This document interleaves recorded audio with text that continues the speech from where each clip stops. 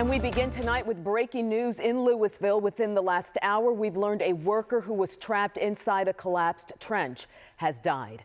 WFAA's Adriana de Alba is live near the scene in the Indian Oaks subdivision of Louisville. Adriana, this is difficult work for rescuers. What have you learned? Well, Cynthia, it's a heartbreaking update.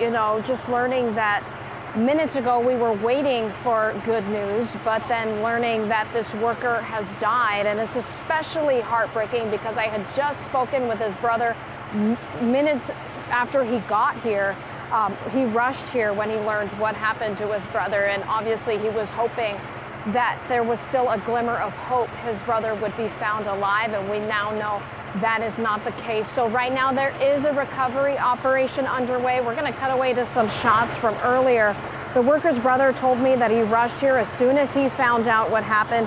All he knew was that there was a trench collapse and his brother became trapped in a deep hole underneath the dirt.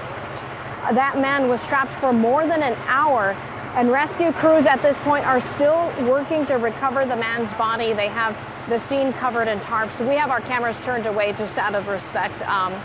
But family members tell me the man who died is 38 years old, just came to the U.S. from Mexico 6 months ago to work and provide for his family. We've learned he had 2 young kids and a wife who live in Mexico.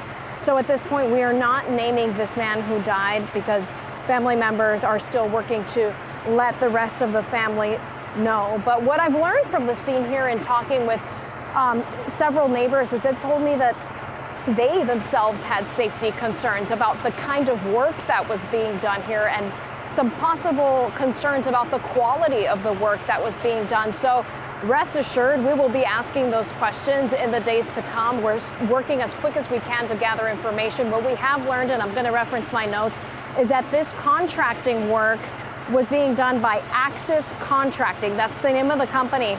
We're still working to learn what kind of work this was and what exactly went wrong. So we will work to find those answers in the days to come. But again, heartbreaking update as a family.